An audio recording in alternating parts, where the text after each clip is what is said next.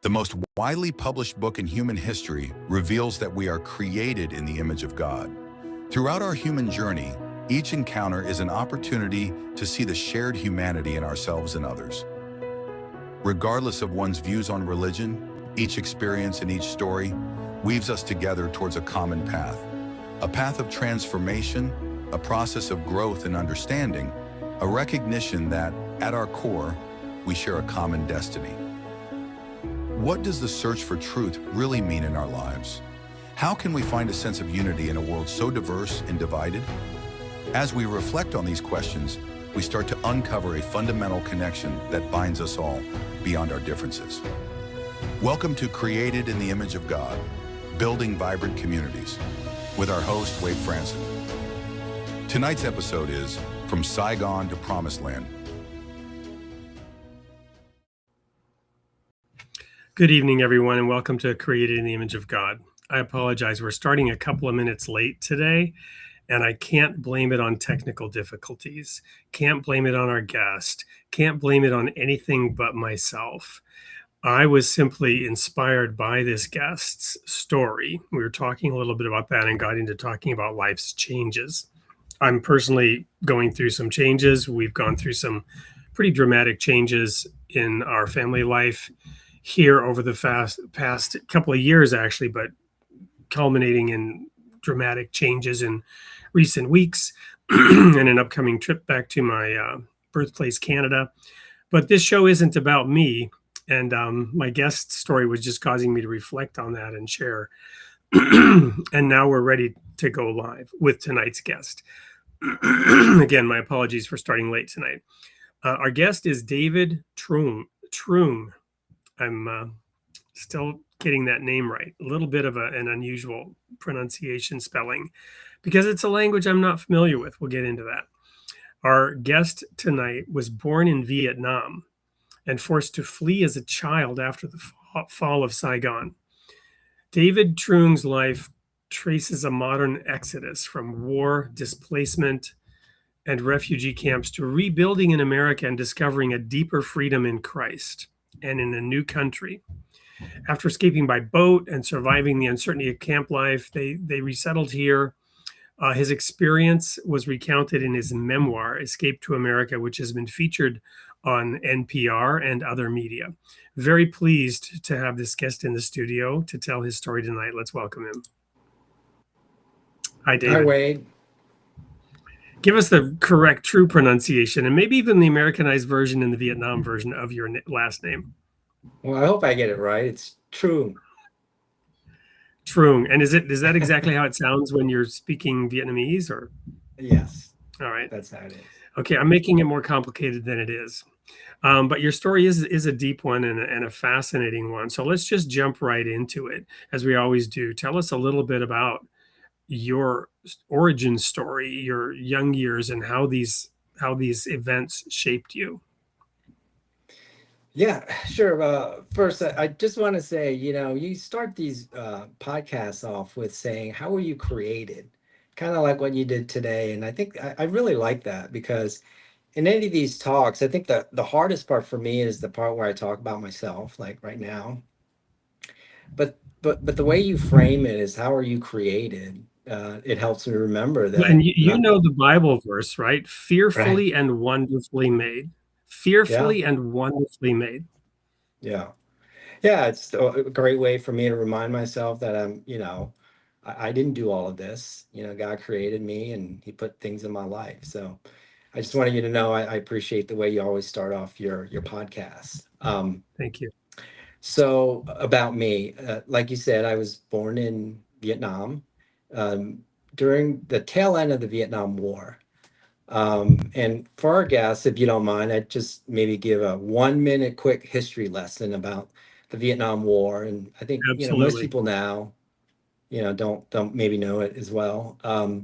So, for much of the 20th century, Vietnam was occupied by the French. And what began as a fight for independence, the Vietnamese fought the French. And what happened after defeating the French was the country was split in two. This is around the 50s after a battle in 1954. And so there's the North, and then there's the South, North Vietnam and South Vietnam. And my family is from the South. We were from Saigon, but my father, and he's from the South. He's from a family of rubber plantation owners. But he had siblings who were older than him that went to fight in the French War, but they stayed in the North and they were in the communist North Vietnam, right? So I bring that up. It's the context of this story, and it's somewhat familiar, I think, to people because it's like the Civil War. It is for Vietnamese. It's a civil war, and so brothers indeed fought against brothers, right? Um, so after the Vietnam War, well, in '72, the U.S. pulled out. And then in 1975 was when the war ended, meaning the fall of Saigon. And when it ended, my father, who is an Air Force officer in the South Vietnamese Air Force, had an opportunity to evacuate with the US and take our family. But he decided not to do that because he had extended family, his mom and other siblings, and the culture is a type that, you really take care of that big family. It's not just your family, it's the bigger family. So anyway, he decided to stay, and right away he knew that was a mistake. So between 1975 and 78, my parents did everything they could, to escape because it was treason against the new government to escape. So you were breaking a law. And so they didn't want you to do that. So you had to escape. And then, after failed attempts, the hardships and the victories that came with that escape, we eventually got to the United States in 1978, Northern Virginia. We resettled there. And then, wait, from there on, my life was pretty ordinary. I grew up in a suburb, went to high school, went to college. And now I still live about ten miles away from where I came over more than 50 years ago. I'm a father of two little boys under 5. Um, we are we go to a church that I helped establish in 2007. And I've done a pretty good job of living, an ordinary life. But then, but then sometimes I look at my life and it's not so ordinary because of the things that I alluded to, right? Just the escape and the memories of that. And I'll just end my intro with this. I see it as a blessing, right? Because I got to see a really hard life that could have been the life that I would live in Vietnam versus the life that I got to live here in the United States. And that shapes my perspective, whether I knew it at the time or more so as an adult. But it shapes my perspective on things like gratitude, like God and his providence and gratefulness. And that's something that I go back to all the time. Um, and when I'm far away from it, I feel that I lose my way a little, right? So after all these years, I sat down, I started writing a memoir, and that's the result is the book that you talked about. Well, I think that's a perfect segue into our quick little video about that book. And you've given us a really nice overview. There's so much there to unpack how all these things affected you and shaped you, which we'll do right after we show this quick. I often call it a commercial break. It's not really a commercial break. It's um, a video montage about you and your book. Here we go. When the Vietnam War ended, a handful of Vietnamese were evacuated with the remaining U.S. forces. Many more were left behind. One family now faced a future without freedom, without certainty, and without hope. So they made an impossible choice. Escape to America tells the true story of a family's flight from communist Vietnam and their dangerous journey toward freedom. They crossed open seas as boat people, facing fear, hunger, and the unknown. They survived refugee camps, separation, and countless sacrifices along the way. Yet through every hardship, they carried something stronger than fear: faith, love, and the determination to keep moving forward. This is a story of resilience, gratitude, and the people who helped make a new beginning possible. Escape to America, available now on Amazon.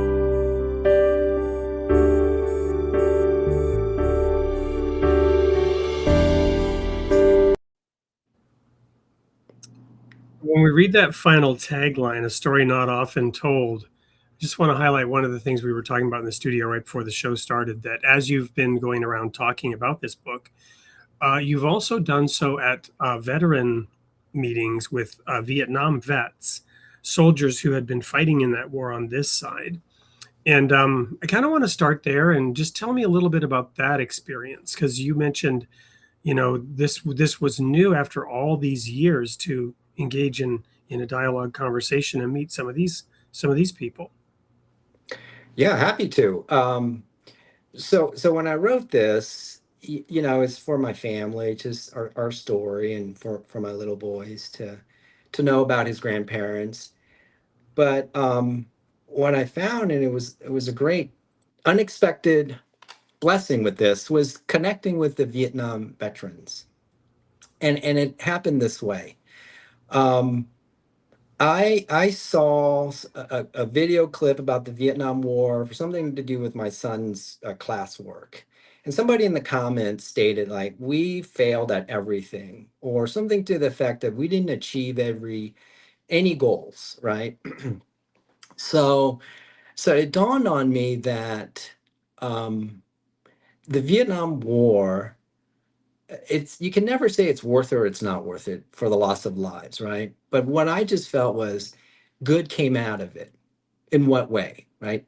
From my perspective, for every Vietnamese, the good came out of it in that because of the Vietnam War, 2 million Vietnamese first escaped and got to America. And that population is now 4 million. Very proud Americans who would have never had an opportunity to live this life. And I connected to the Vietnam vets in this way. Whatever the purpose of that war were to the US or to the Russians, the unintended beneficiaries could arguably be Vietnamese like myself. And we were introduced to principles like democracy, religious freedoms, not through newspapers, but through the vets, the GIs that were there, advisors that touched my father's life. And when my father had a chance to go over here and study, most Vietnamese, and I talked about some of this in the book, have never heard about America. They don't know about New York skyscrapers and all these great things. And really, that was the introduction to what democracy could possibly be.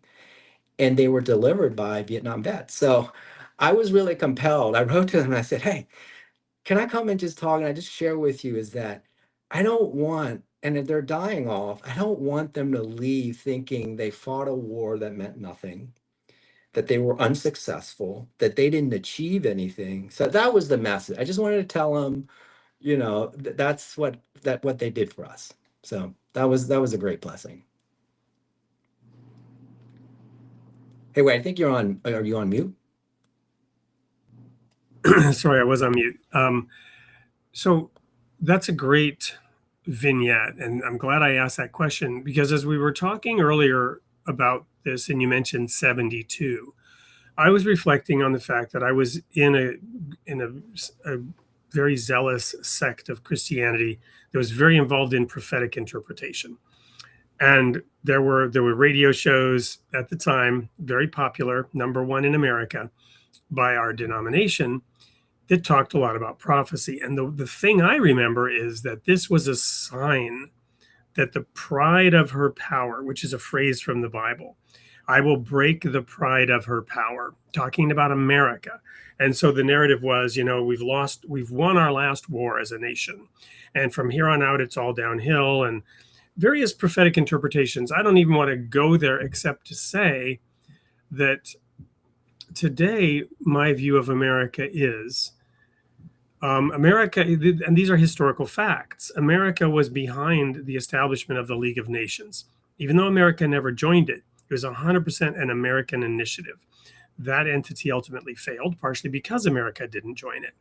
But then America went on to drive the creation of the United Nations, which is headquartered in that city you just mentioned. And the reason I bring this up is you've just mentioned that there's a population of 4 million people from Vietnam who wouldn't have existed. And this is representative of the diversity in this country. I have been to over 60 countries. I've lived in 7 of them. I speak 5 languages. There is no country like America, not even close. And one of the things of why it's not close is the mass immigration and the diversity of this nation. Representatives from all over the world, enabling America, even though, yes, sometimes because we're so big, because we're so strong. I wasn't even born here. I was born in Canada, but when I was living in Europe, it used to bother me that the loud, obnoxious American, right, in Europe. But at the same time, there is this understanding of diversity that frankly doesn't exist in most other countries in the same way. And you've just brought up an aspect I had never thought of, the 4 million Vietnamese from that war. Yeah. Well, I mean, I totally agree that America is the most unique in all the virtues that, the rest of the world probably didn't know that it came from the US, right? And yeah, so back to, with the Vietnam vets, again, I just wanted to, I didn't want to change the narrative, right? The Vietnam War has had its narrative, and frankly, it's probably correct, right? I just wanted to add to that Right. narrative, Well, and this was the next point, really. So part of, and I assume you had some independence when writing this memoir. You weren't being published, perhaps, correct me if I'm wrong, but in a big way by a major publishing house with a major launch where they were basically telling you how to write the story. Did you get to write it your own way? Did you get to control the narrative of your own life story? Yeah, I mean, it just makes for easier writing. It's a fascinating story. I didn't have to make anything up. I didn't have to add anything that somebody wanted me to add. Again, I sat in my desk. I mean, I started this probably 10 years ago, but life got busy. And then with our second on the way, I just thought, if I don't finish this now, it'll be another 5 years after he's a little older to even get started. So it wasn't meant to be a big, published book. I just wrote it, had confidence in the story. And because I'm writing it for our family, I had confidence in its truth. I had no agenda other than to say this is what happened. Of course, there are opinions in how I see it, but yeah, I wasn't constrained to, add this or emphasize that. It was really the writing was this. I've always told the story in my head and how I wanted to tell the story, the arc of it, right? And for me is because it is a total spiritual journey. That's why I see in the prism of, you know, um, the Exodus. There's a bit of the wandering while we were in the refugee camps, and then coming to this land that is absolutely the promised land. And I discuss that as well. So that's how I wanted to tell the story. Now, the technical details and the story itself, I was just a child. I remember some of those stories, but my oldest brother, who's really the main hero, if you could call that, in the book, Truong, he's in Vietnam, and he and I would talk, and I'd get raw data from him, then I'd write, and but also just over the years, I mean, these stories of what happened, we've shared as a family together. Um, but anyway, I'll say this. One of the things is I just encourage everybody to do this, even if you're just scratching it down, right? Because as much as I've had thought about and put it in, I still left so much on the table, so much on the table. My parents passed away before this finished. And thank goodness my oldest brother has firsthand account. But I did say, if he goes, this beautiful story, a lot of it goes with it. I couldn't Yeah. have put that down um, on paper without his help and all my other siblings. And more importantly, I couldn't have had the story without them. They're the ones that did the legwork. I was just the beneficiary of that work. Well, and just to emphasize what you said, I can attest, yes, because I did the same thing. And it's interesting. I began the process 10 years of writing down my whole story when my daughter was 2, right? And my son hadn't been born yet. But it was the same sort of impetus, not necessarily the maternal instinct. Maybe it's some kind of paternal instinct to get the story of the family down. But the other piece I wanted to mention about this is that in my preface, I used the quote from Socrates that an unexamined life is not worth living. So the process of, to your point, of just getting and scratching it down, what how illuminating was that for you, rather than just getting the story down for others? What kind of processing, what kind of learnings came from having completed it? Oh, incredible, incredible.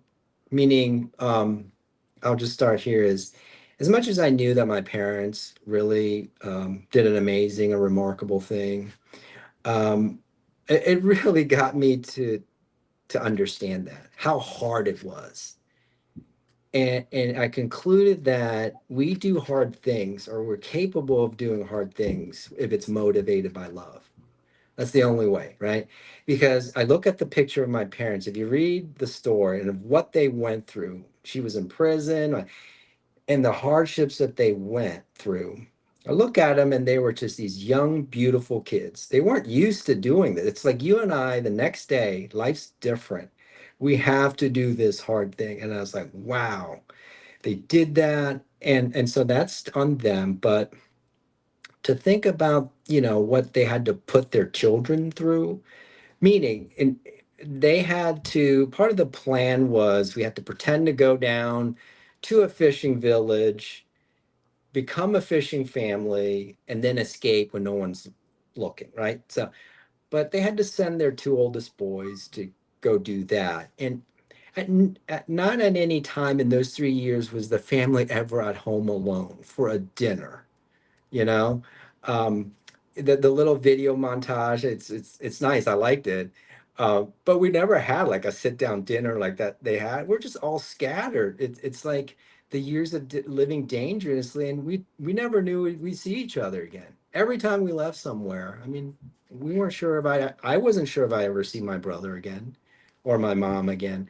So writing, what's illuminating was that is just, they're talented people, but overall just ordinary people doing very extraordinary things when you look at your child's life and you're just motivated to do better for them. And that's remarkable. And that hits home. What else?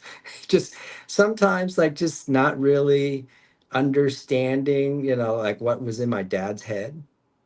Like, why did he do this? Why did he choose this path? Why did he do something else? And so even Antoine asked my oldest brother, and we're like, why do you think dad did that? And he's like, I have no idea. And I thought he knew Yeah. everything about the trip. And so that was a new illuminating. And there's so much more way. I mean, so I highly recommend people sitting down, writing it. You should be humbled by it because you just see how so many people along the way came in. They come into the picture and they leave, and how they enrich your life, right? So one thing that's illuminating to me, and the last one I'll talk on this point, is this. One of the things that I always, thought was really cool about what my parents did was they did it themselves. Like the many people who escaped just as hard, and they did just as valiant of a thing. My parents decided we were going to make this like a family project. because so many others were lost at sea. They gave money to somebody else. They got swindled. They got turned in. My father was the type of dad that was like, there's no way that's happening, you know? And he had that talent, he had that background to be able to do that. And so you kind of took, I would say, a little bit of pride to think like, hey, we did this on our own.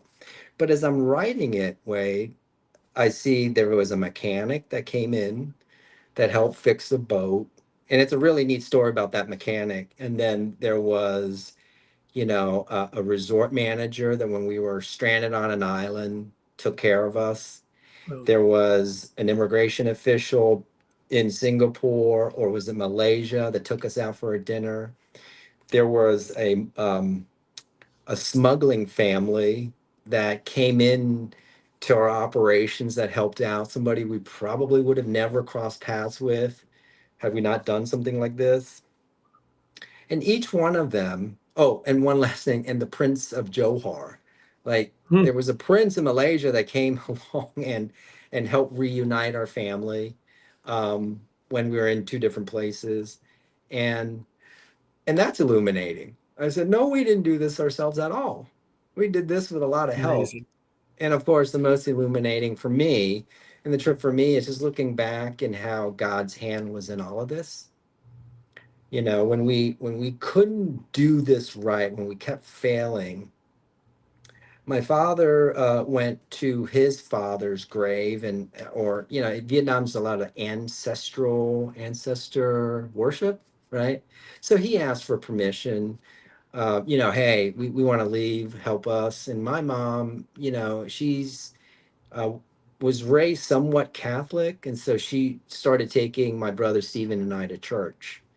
And so that's really the seeds of my faith. After all so many years, it began there. And it began when we were lost on the ocean for 6, 7 days. That my mom prayed, and that was illuminating for me, as in his hands, and how he put this together for me to be here and to get a chance to live the life that I have now, and more importantly, have God in my life. That's the most important thing for me. Well, tell me a little bit about that next. The you are a deacon in a church that you helped plant. So faith is obviously very important to you, and you've integrated it into your life. Tell me a little bit about how that grew and developed as you were, coming to America and getting your feet on the ground here. Hmm. Yeah, I mean, so when we got to America, right, we knew that I did, or my mom, or, that God's hand was in this. But then you forget, kind of like the Israelites when they wandered. You got to the promised land. This generation was going to forget. We were becoming like most immigrant family, which is we just want to survive. We want to succeed. We want to achieve. And there's not really room for God when you're paying attention to all those things, right? And you have a good life, right? And the life gets better. And that's like the number one way in which you forget God. So how did I go back to God and grow into where I am now? It's, I had a brother. He was closest to me. Stephen, he and I were the ones that were most church going in my family. So what he came and he wanted to do that American dream for my parents, right? To be a success. But he went to California, became somewhat successful, kind of the first wave of kind of the IT stuff in the early 90s. But long story short, he gave up all that, went to Louisiana, went to a Church of Christ for the first time, and just changed his life. Read the Bible cover to cover, changed his life. And if we write these stories, Wade, he would live, he would become a Christian, and he would convert me. But God writes different narratives.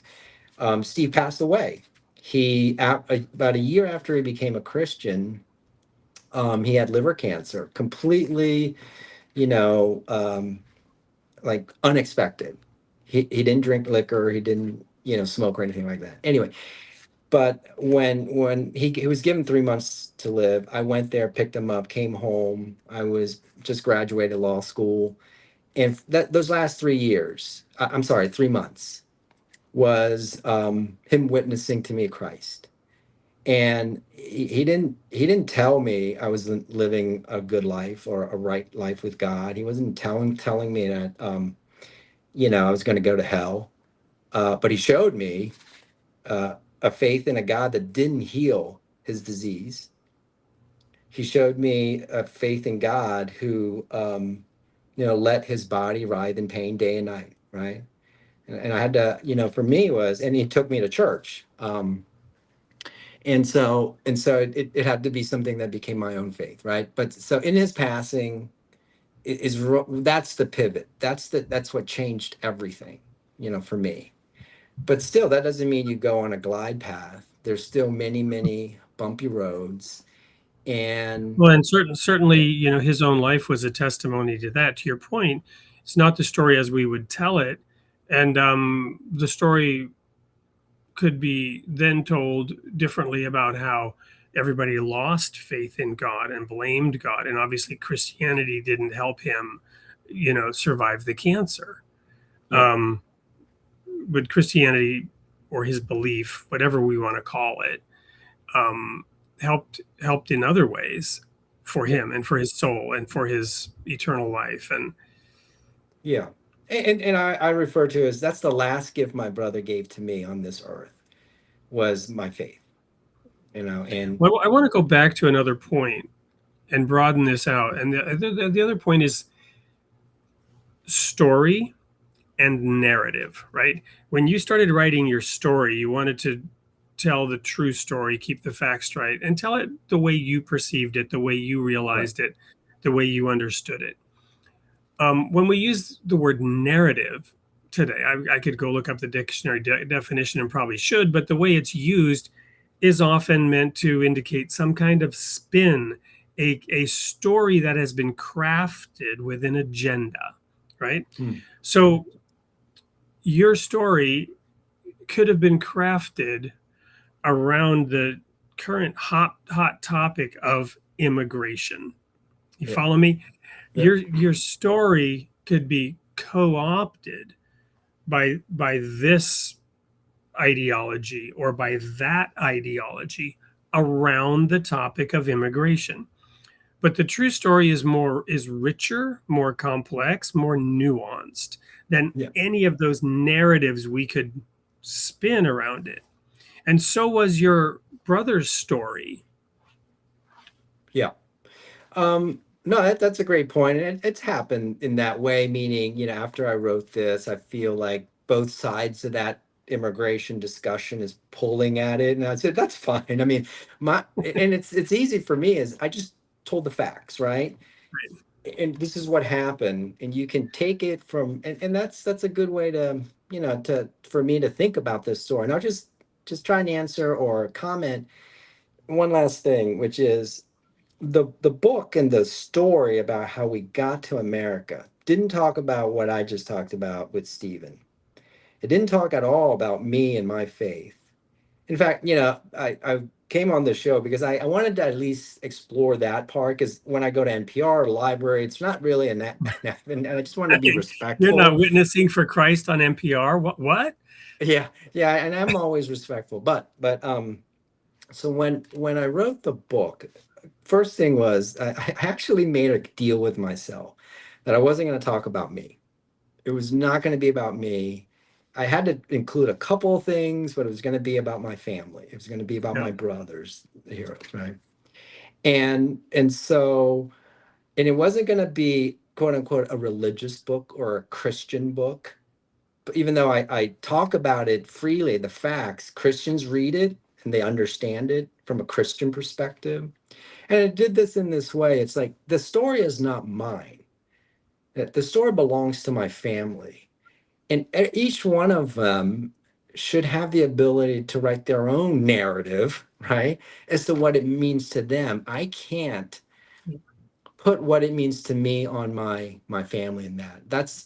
out of respect, what I hope is I can write the Wonderful. baseline and they write their own chapters to what this means. And maybe one day I'll write, this about Steve. I won't write about myself. I'll write about Steve, right? So I think that's in its purest and its most reflective of what God did with that story, right?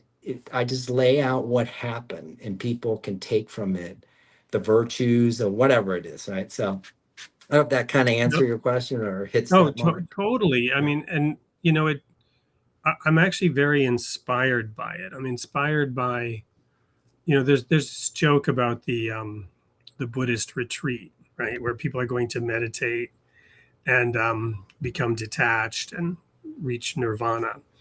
And the joke is, it's all fun and games until somebody loses an eye. And you can not realize what's being said if you don't see that in writing. It's not the word EYE, it's the word eye. Somebody loses an eye. And you took the eye out of the story. Yeah. You tried to remove yourself. I did the opposite, right? It's my trilogy is all about me. It's the Wade show. Different purpose, but I'm in awe and I admire what you did. It's awesome. Thank you. And the other thing I wanted to then bring up is that I just had last week on this show a scholar, Gary Rensburg, who talks about the Bible as literature. I don't know if you caught that episode, but his thesis, and he's an eminent scholar, and he has adequate proof of this to document why he believes this is true from a literary and linguistic critique perspective, that many of the books of the so-called Old Testament were actually edited and redacted under David and Solomon. That all the pieces of the story, from Noah, Moses, the books of Moses, to whatever degree Moses did or didn't write, some of it, he clearly, the story about how Moses died and didn't get into the promised land and that Joshua succeeded him after his death. Obviously, Moses didn't write that because he would have been dead, right? But so somebody did. But all this stuff was woven together into a narrative that supported the national narrative about the history of Israel. But he doesn't use that then to sort of trash it, that this was a fabrication about the history of Israel, because he shows how, look, what people would document the sins of their kings, not as a glorious thing, right? Yeah. But as a shameful thing. And even Jacob, where we get the name Israel from, his name means heel catcher, and he was a deceitful young man. Yeah. Right? Yeah. This is not how you would document it if you were trying to spin a narrative, right? So I just find it fascinating that you took that approach, because I also tried to use the Bible as a kind of a guide of how would you tell a story when I told my own, right? Warts and all. Don't hide the things. Don't pretty it up. Don't embellish. Right. Whether they did or not embellish, I don't know, but it doesn't seem to me that it was embellished when it's proof when you see all that. David's sin of Bathsheba and then sending her husband to the front lines so that he would be killed. This is not, and he's not doing so because he's a mighty warrior. It's a shameful thing. Anyway, sorry for going on that tangent. But, no. I appreciate that. I mean, I enjoy talking about the Bible, and I get a chance to do it on here. Yeah, I mean, when you open up the Bible and you read it, I agree 100%. There's stuff that's like, whoa, that's in the Bible? You think it's supposed to tell you, and no, that's what happened. He doesn't condone that act. He's just telling this is what happened.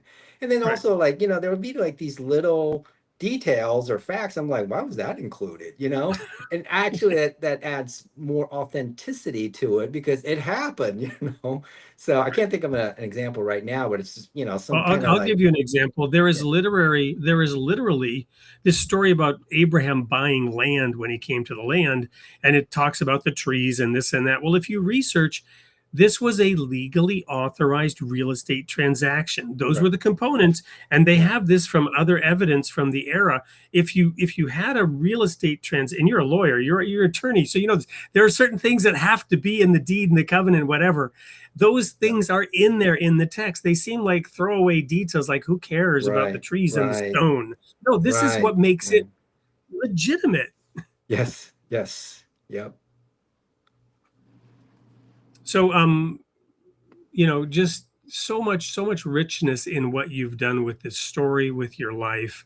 We're going to go to a quick commercial break, and Great. this is a real commercial break. It's for another book. I'm going to tee it up though in this context. It's about a little book called Facets of One, which says there is one God, and actually takes the Shema of Israel, Hear, O Israel, the Lord Mm-hmm. thy God, the Lord is Shema. one. And I asked the question, do other religions have something similar? The answer was yes, they do. They all point to there being one God of all things. And anyway, when we come back, we're going to talk about where are you growing next. Don't go anywhere. We'll be right back with more of David Truong on Created in the Image of God.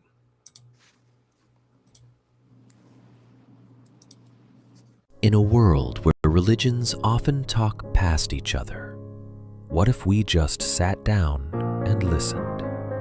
Facets of One is a simple devotional, bringing together scripture from the world's faiths, centered on one truth: God is one. From the Bible to the Quran, from Krishna to Christ, each voice speaks in turn, without argument, without division.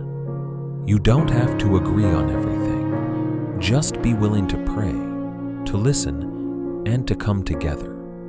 If you're longing for something deeper than noise and division, this is a different kind of conversation. Facets of One. Many voices, one God. Will you start a circle?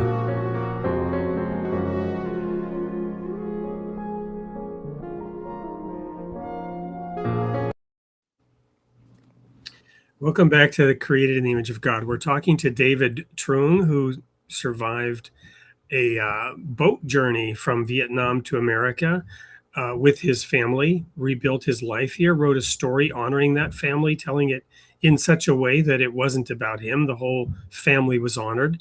We've been talking about story narrative, the stories of the Bible. What I'd like to do now is, as we always do on this show, where are you growing next, David? What's on the horizon with all this experience and at this juncture in your life? What are you up to these days, and where are you going? Okay, great. Well, first, where am I growing? And I'll just speak from the heart. Is where I try to grow is, my faith in God, my worship, that it's genuine, that it pleases God, um, that I do, the hard things like forgiveness, mercy, thinking about others, like just the everyday grind of being a Christian, and being an example for my family, my children. That's always where I'm growing, or what I want to grow with the most, right? As to other things relating to maybe the work here, or um, the book, it far exceeded my expectations. I just wanted to write it and just share with my brothers and sisters, and my son. I just feel like a big relief, but like having an opportunity to talk to you. And what I found is that's kind of neat is I enjoy talking to the readers, meeting the readers, because they ask the best questions. They help me think about this reflection much more. And so I'm really grateful for that. But I always think it's kind of ironic is I didn't grow up reading a lot. I'm not like a book guy. In fact, I never hung out at libraries, but now I spend a lot of my times in libraries about a book, and so I'll continue to do that whenever I'm given an opportunity to. But then one other area that I'm really excited about is I'm not on social media, but I recently started a Substack, and it's just motivated by pretty simple. I'll just tell you how I came about is, through my years and years of being a Christian, I come across this a lot, that people have been hurt, or, just somebody acted in a way that, impeded their faith, or somebody, or a church service. And I understand they're probably right. There's probably a lot of those accounts, but I always said this, I was like, I just wish they met the Christians that were in my life, and here's kind of the paradox, or the rub is, they're always they have it as an ambition to live a quiet life. Their great deeds are hidden from view, but they have eternal impacts, right? And so I realize how blessed I am, is because I can sit down and just start writing off about people of that, what I just described. A man named Rick, who, just, was 11 to God's kingdom, who made others right, and a Vietnam vet that I just met. He was a dust off pilot, and he and I have lived together close to each other for 55 years. I was born in Vietnam when he did his tour of duty. When he came back and I came here, we lived 10 miles away from one another. And finally we met when I did that presentation, and we had lunch. He's coming over, and his life is remarkable, and we never would have known, right? So what I'm getting at is, it's so lovely to write about these, because they will never shine the light on themselves. But I'm not shining the light on themselves so that they get credit. They don't need it. That's not the purpose. I just want other people to know. If I'm blessed with this, I feel bad that somebody didn't run across a Pat, a Rick, my brother. I want to share that with them, right? And my kind of paradox is, I don't want to be like, out front. I like being the quiet, Levin as well. But so that's okay. I'll keep writing. I'll probably get like 20 subscribers, so I'm not gonna have to worry. How will people find this Substack? It's called what's the it called? Levin. The Levin. Yeah, the Levin. All right. So I've just posted it. It will go out on all the channels so that they know it. David Truong, Substack, the Levin. Did I get your name right there? Yeah. Hey, and wait, I think you had a piece in this. When we first talked, you kind of talked about that same exact concept. This is what you're doing. The hidden leaven, right? Yeah, the hidden leaven, Matthew, 13:33, yeah. right? But where I want to go with this is, we were talking right before the show, and the reason the show started 3 minutes late was I was talking about this thought, this inspiration, that God constructed everything such that his love flows to where the growth is. And I started to value, I'm not going to try to unpack that right now. I'm just going to say his love flows to where the growth is. But this gets down to attitude. You can call it faith, but it gets down, you can call it an attitude of gratitude. It gets down to attitude, because you mentioned you wish people would have met this kind of Christian or that kind of Christian. There's this old story about, this old geezer who was sitting outside this little town, let's call it Normalville, US, back, 100 years ago, when people would travel in wagons, buggy and wagon. And this family came to his town, and they were all packed up. They were moving from the other town, and they were like, "Hi, how you doing? We're looking for a new place to live, and we're wondering if this town might be the right place." And he says, "Well, what were the people like in the town you just left?" And they said, "Oh, they were horrible. They were nosy. They were obnoxious. They were this, they were that. We couldn't stand them. That's why we're leaving." And his response was, "The people here are like that too. You should move on to the next town."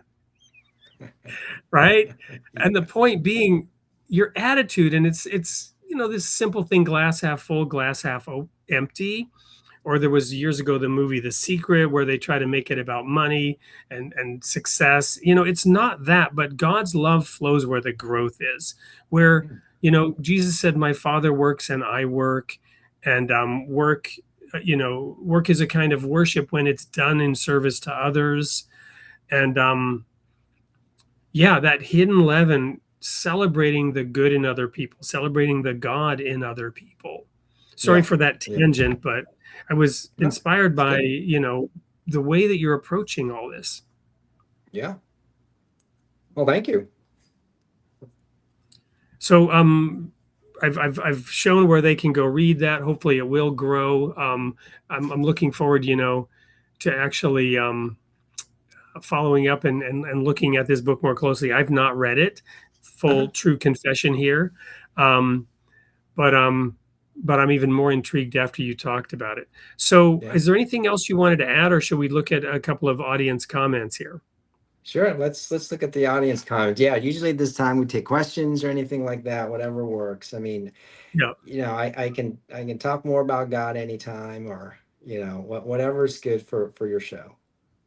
Well, there's not a ton of comments, which I'm going to take as an indication that people were listening intently Yeah. and fascinated. Um, I'll pick one here. First of all, this is just from Facebook. When you were talking about the story, glory be to God for the praise that you got that's coming in from faith, or the journey that you were able to successfully, with God's help, get through that. This one is from yesteryear, the American dream, more or less. How do you feel about that narrative in your story? We talked about immigration, but how do you feel with this sort of meta message, the American dream, which you know we live in a different age than when that was accepted and acceptable. Yeah, I mean the American dream is, to me, is what I've always understood as freedom of religion, freedom, to make choices how you want to live your life. And that's what really my parents saw. Like, I look back and I say, okay, I know they did this for us, but what is it that they really were trying to do for us? And I think it's this, which is they just wanted us to live in a life where we had choices. And that's choices to do, to make decisions.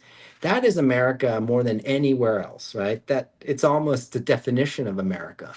Yeah. Um, and I see that they accomplished that because all their children had a choice. We all chose different paths, different things, and one of the things that most people that read the book, well, actually two things, and kind of a compliment is that this is a Netflix series. You should do it. I'm like, they don't hand out pilots or Netflix on each corner. It's like impossible, right? And then the second thing was, um, in writing this, was, anyway, they asked for an epilogue. Because where's Tuan? Where's two? Where's all these people? Yeah. And I purposely left it out because I didn't want to tie this journey or what my parents did and their success to what we did. So let's say, an epilogue of somebody that's kind of not doing, it's not a doctor or whatever it is, then that shapes like what that's, and I'm like, that's not what it's about, and the epilogue is, it's just gonna, people are just gonna see, oh, they were successful. I think people just want to see that everybody's okay, but that's one of the reasons that I kept that out. Um, because the Well, it's American dream, it's it's also just the fact that people could really relate to the way you explained the characters. They got yeah. to know those people and they wanted to know more. What happened to them? Yeah. So I would say, for me, I am living the American dream. I have a house. I have, just a nice, comfortable life. I have a chance to, go to church. I mean, that's my dream. I wouldn't change my life or trade it with anybody. My brother in Vietnam, my brother in Florida, I think, I'm happy that they get to choose the life that they chose. And I hope that is the American dream, And so Yep. one of the things that also is important to me, and maybe we can conclude in this, is, you know, I did find that this book allows me to remind myself how great America is, and for and to remind others how great America is, especially with 250. you know, because, you know, Yeah. at various times, you know, America gets picked apart. This book, without trying to make it, America's the hero. America's the hero through its people. It's the people who helped us when we got here. It's the organizations that were there. We've got, you know, and the people that came over to the islands to get. And so I think one of the things that came through, I hope, in the book is America's still the hero. Yeah, I remember reading this very substantial work on the Vietnam War called "A Bright Shining Lie." I don't know if you're familiar with it. Yeah, I've Um, heard it. and It was really fascinating. One of the things that was indicated, this wasn't the whole premise of the book, but it was that America was fighting on the wrong side, right? That in the North, it wasn't a dictatorship. It was a popular uprising, and this was the leader and the type of nation that the people wanted, right? Yeah, yeah, Whereas yeah, America was the one that was more enforcing its world vision, its worldview on the South. Um, so I don't want to go deep down any rabbit holes right now, but again, your perspective is really fascinating, interesting, and refreshing. To take a step back and think about this great nation, and the world is a challenging place, and the Bible reveals nothing if not the world is a challenging place. I mean, there's yeah, the story of Noah, right, when God in that story wipes everybody out and starts over, right? There's yeah, many stories of plagues, some where God was involved, some where he just says, I'm taking my hands off, and now look what's happened, right? I've removed my protection, and you're yeah. running off the cliff, right? So the world is a complicated, messy place. And yet here's a story of what one can accomplish.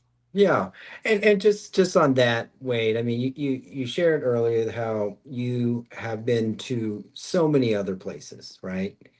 And I think on other podcasts, you know, you've lived in quite a bit of places, and your perspective that America is unique in some of these really great things. To me, again, it's America, and this may be the most Yeah, I political. left I Yeah, left America because I honestly wanted to live somewhere else. yeah, okay, The saying, America, love it or leave it. If you don't like it, then go somewhere else. I did that. yeah, And it wasn't that I hated America, but I wasn't really proud to be an American either, right? I was born in Canada. The national identity of Canadians are they're not American, right? They want to distance themselves from America. And in Sweden was the humanitarian superpower of the 70s, and I had such a positive experience there. And there were things in America that really I didn't like and kind of disgusted me. So, for example, in Sweden, advertising to children was forbidden. In America, they turn TV into the babysitter, and they pump desire and want and need and crap at the yeah, children, right? They rip a hole in the children's heart that you need this stuff or you won't be happy. Something's wrong with you. This is really quite horrendous. And Sweden didn't do that. So I went to Europe. I wanted to be in Europe, and I loved it there. But after 6, 7, 8 years, I'm like, no, this grass is not greener. It's yeah, not. yeah, And yeah. America has all these pros and cons, and so you're absolutely right about that perspective. Yeah, Um, yeah. No, that's why I said that. That's kind of, you know, that was refreshing that you said that, because I found that most people that have the biggest gripe about America has never left America. And so I think that's commendable that you did, and you found what it is. right. But I think the key is this. And every time I go visit, you know, I went to France, is, you know, we're not perfect, and I found lovely things there. They knew time to sit down, talk. It's about quality versus quantity, right? I And all of loved that the time stuff. that I spent in France. Lived Yeah, there briefly and speak French. I loved France. right. And I think the key is you take what's good, and you build it in your lives, and you leave the not that you agree with, and you come back here, and you, so isn't that just, that's the best way to do it, instead of like it's mutually exclusive. You know, it's just like Right. with people.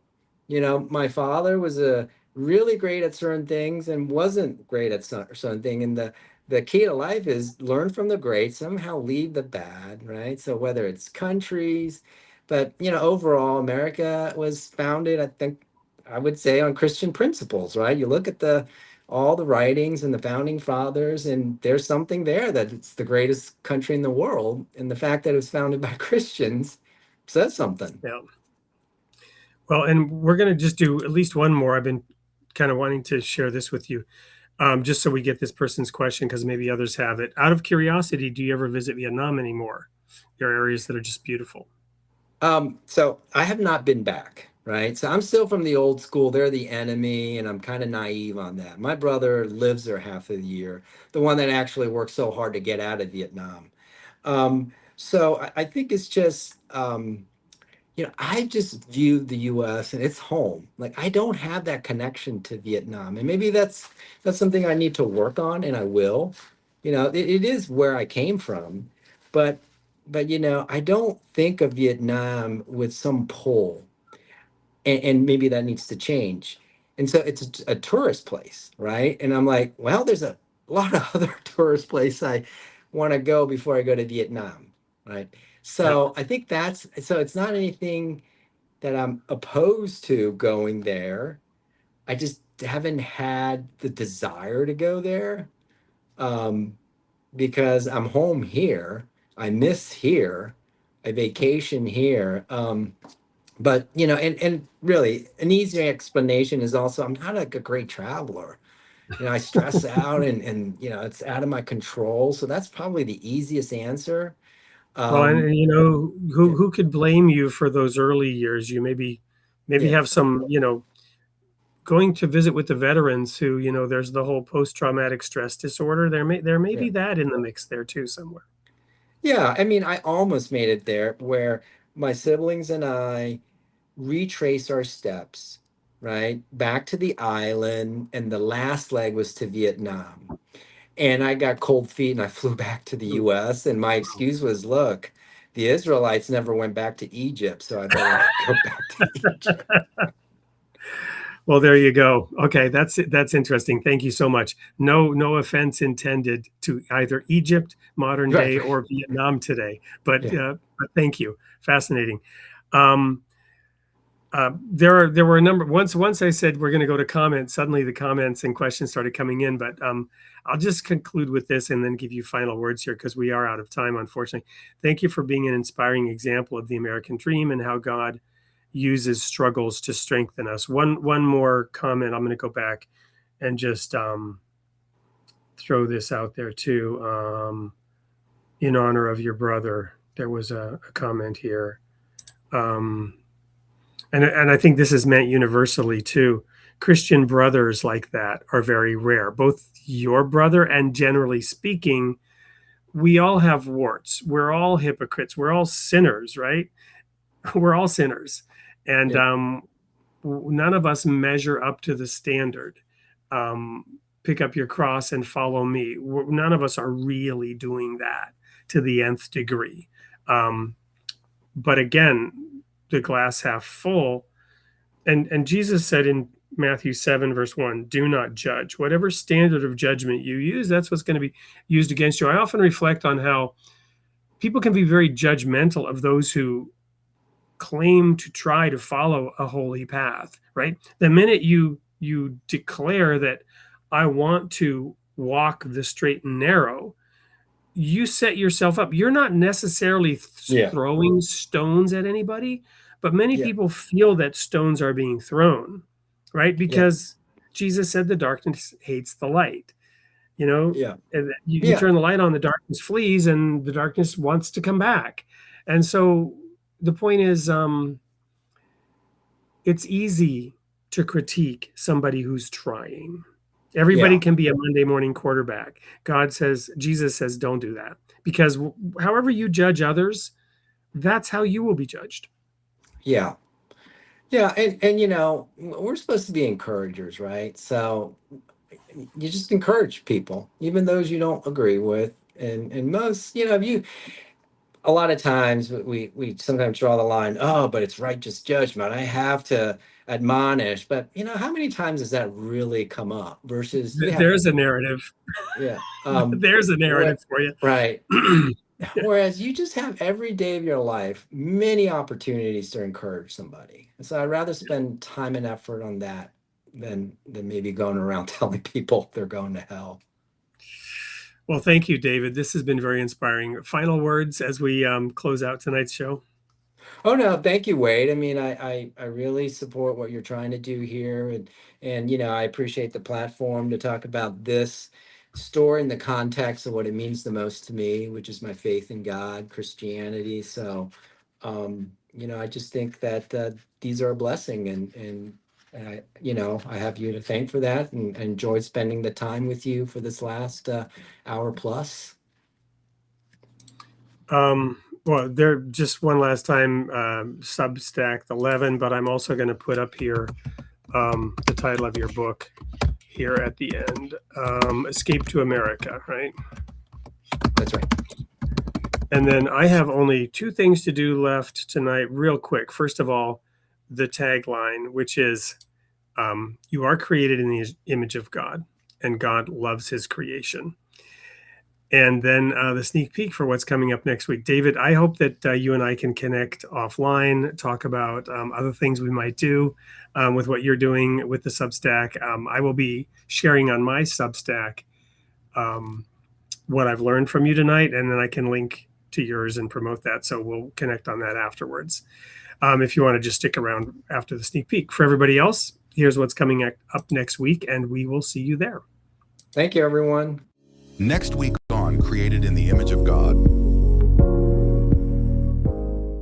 Sunday, July 5th at 7 a.m. U.S. Central Time, host Wade Franson interviews Tremper Longman III, Old Testament scholar, theologian, and author. He reflects on the wisdom, complexity, and enduring relevance of Scripture and how the Bible continues to speak to modern questions and challenges, from ancient texts and theology to a deeper understanding of faith, truth, and faithful living. And then on Tuesday, July 7th at 8 p.m. Central Time, host Wade Franson interviews Jennifer J. Wiseman, astrophysicist, author, and science communicator. She explores the wonder and mystery of the universe and what scientific discovery can teach us about life, purpose, and faith. From distant stars and galaxies to the deeper questions that inspire awe, curiosity, and reflection, join us live this week, Tuesday and Sunday, Created in the Image of God.